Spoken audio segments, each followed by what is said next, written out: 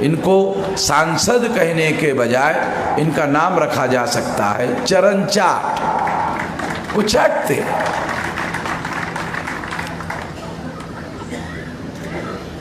मैं खास बात, क्योंकि आप लोगों को बातें समझ में आनी चाहिए, उदाहरण देकर बता रहा हूं। दो बातें सरकार कह रही पार्लियामेंट में, क्या कह रही है? इस कम्युनिटी की, इन कम्युनिटीज की अभी भी प्रगति नहीं हुई। तो मैंने कहा इसके दो पहलू है। एक पहलू ये है कि ये जो SC ST के पॉलिटिकल रिजर्वेशन वाले लोग हैं, इन्होंने बहुत कोशिश की मगर प्रगति नहीं हुई, पूरा नहीं हुआ, बहुत कोशिश की।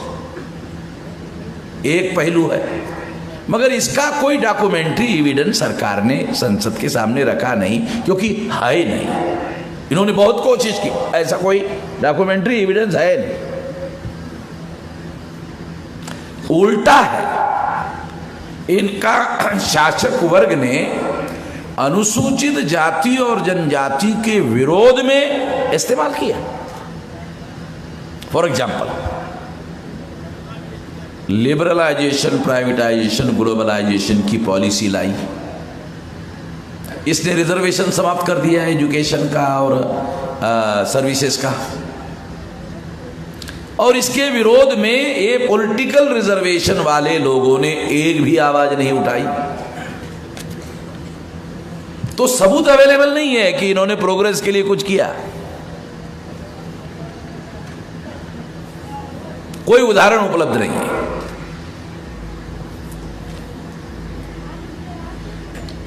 तीसरी महत्वपूर्ण बात मैं आपको बताना चाहता हूं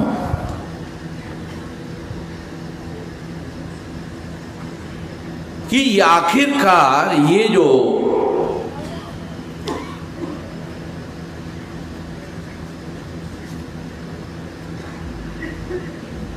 जॉइंट इलेक्टोरेट है और उसके पहले बाबा साहब आम्बेडकर ने हासिल किया था सेपरेट इलेक्टोरेट, पूना पैक्ट जबरदस्ती थोपने की वजह से जॉइंट इलेक्टोरेट आया। तो सेपरेट इलेक्टोरेट डिमांड करने के पीछे क्या मकसद था?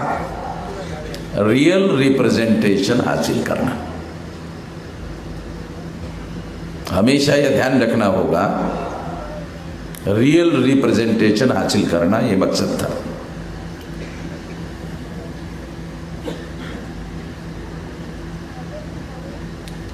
दुनिया में जितने डेमोक्रेसी की डिमांड करने वाले लोग हैं, वो कहीं पर भी ये नहीं कह सकते कि हम डेमोक्रेसी को मांगते हैं मगर डेमोक्रेसी के अधीन रियल रिप्रेजेंटेशन नहीं होना चाहिए। ऐसा कह ही नहीं सकते, क्योंकि डेमोक्रेसी विदाउट रियल रिप्रेजेंटेशन होती ही नहीं है। मगर गांधी कांग्रेस ने ये जो जॉइंट इलेक्टोरेट लागू किया, इसने रियल रिप्रेजेंटेशन, जिसके ऊपर सारी दुनिया की डेमोक्रेसी खड़ी है, उस रियल रिप्रेजेंटेशन को ही खत्म कर दिया। ये बाबा साहब आम्बेडकर को ये समझ में नहीं आता था, समझ में आता था। तो बाबा साहब आम्बेडकर ने गांधी के सामने ये मुद्दा रखा कि इसमें कांग्रेस, SC और ST के जो प्रतिनिधि चुनाव है और जिसके लिए ये कोटा दिया गया है, उसमें कांग्रेस अपने कैंडिडेट चुनाव में नहीं उतारेगी। तो गांधी और कांग्रेस ने बाबा साहब आम्बेडकर को अभिवचन दिया। मगर 37 में जब प्रोविंशियल गवर्नमेंट का चुनाव हुआ तो गांधी ने इस वचन का भंग किया और कांग्रेस ने अपने कैंडिडेट खड़े करवाए। परिणामतः बाबा साहब आम्बेडकर ने लिखित है कि कांग्रेस ने, गांधी ने जेंटलमैन प्रॉमिस,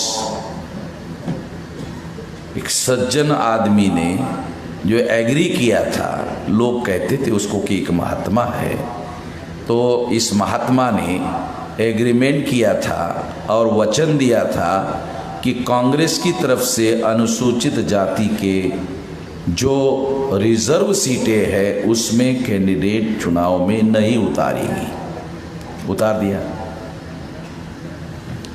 उतारने का मतलब था कि उन्होंने एक एससी के कैंडिडेट को नॉमिनेट किया कि तुम लड़ो, और जिसको नॉमिनेट किया उसको चुनवा कर लाया, पूरी ताकत लगा दिया, मीडिया का पैसे का, बनिया का पैसा, मीडिया का सारा इस्तेमाल कर दिया। तो इसकी वजह से क्या हुआ, वो नॉमिनेटेड रिप्रेजेंटेटिव जो था वो चुनकर आया।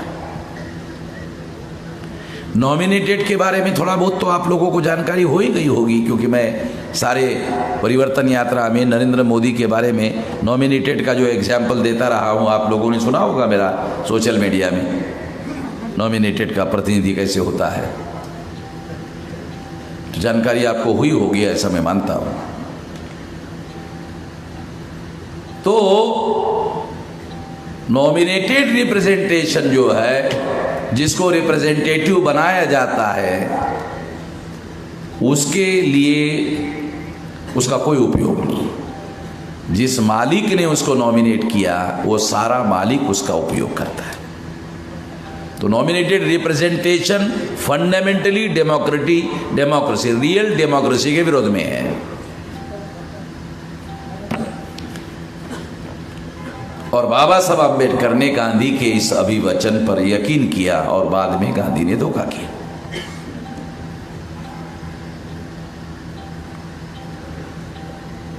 और एक महत्वपूर्ण बात, क्योंकि एक सब्जेक्ट मैटर है इसलिए वो सारी बातें आपको समझ में आनी चाहिए।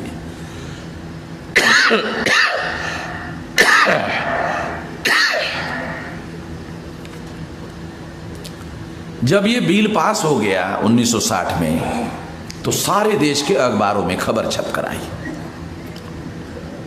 क्या खबर छप कर आई? कि अनुसूचित जाति और जनजाति का नौकरियों का आरक्षण 10 साल और बढ़ा दिया गया है।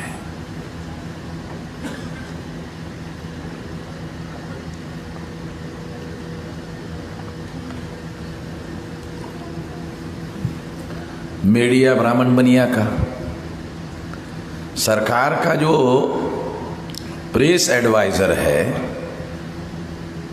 प्रेस एडवाइजर ने सारे देश के मीडिया के लोगों को बताया कि ये पॉलिटिकल बिल को सहमति नहीं है अनुसूचित जाति जनजाति की, सहमति हमने ली नहीं है। सहमति पास करने के बाद लेनी है, तो मिलेगी कैसे? सहमति लेने का एक तरीका है कि बिल पास करने के पहले उनके प्रतिनिधियों से वार्ता किया जाए। वार्ता तो किया नहीं, चर्चा किया नहीं, सरकार ने कोई प्रस्ताव रखा नहीं, प्रस्ताव में कोई चर्चा हुई नहीं, चर्चा का कोई मिनट्स अवेलेबल नहीं, मिनट्स पार्लियामेंट में रखा नहीं, इसके लिए इसका कोई डॉक्यूमेंट्री एविडेंस नहीं। मगर सहमति होना इसको बहुत जरूरी है, और इसलिए उन्होंने क्या किया, खबर छपवाई, छपी नहीं छपवाई, कि ये जो कानून पास हो गया, इस कानून ने 10 साल सर्विस का और एजुकेशन का रिजर्वेशन और बढ़ा दिया। फ्रंट पेज पर खबर आई। और हमारे जो SC ST के जो पढ़े लिखे निठल्ले और नालायक लोग, नौकरी करने वाले और रिजर्वेशन का फायदा उठाने वाले लोग हैं, उन्होंने अखबार में पढ़ा कि सर्विसेज का रिजर्वेशन और 10 साल बढ़ गया है। क्या खुशी की बात, ऐसा कानून तो पास हुआ नहीं, अखबार में छपकर आया और कहा हाँ 10 साल और कांग्रेस ने बढ़ा दिया, तो अब कांग्रेस को हमको वोट देना चाहिए। हो गया सहमति। जो उनके खिलाफ साजिश थी, उस साजिश को सहमति इस तरीके से ली गई, फिर 70 को इसी तरह से ली गई, फिर 80 को इसी तरह से ली गई, फिर 90 को इस तरह से लेने की कोशिश हुई। तो 82 में काशीराम जी ने डिनंसिएशन का अभियान शुरू कर दिया, धिक्कार का। उसके बाद मैंने पूना सिटी में, काशीराम जी ने भी किया था, उसके बाद पूना में ऐसा बड़ा कार्यक्रम हमने लगाया। और जब हमने लगाया तो उस दिन इंडिया और पाकिस्तान का क्रिकेट मैच था। वो इंडिया और पाकिस्तान का क्रिकेट मैच था, और हमारे जितने पढ़े लिखे लोग हैं तो उस दिन वो क्रिकेट मैच के दिन बगैर सरकारी छुट्टी लिए बगैर वो छुट्टी लेते हैं। सरकार भी उनको छुट्टी है ऐसा मानकर चलते हैं, वो देखते हैं।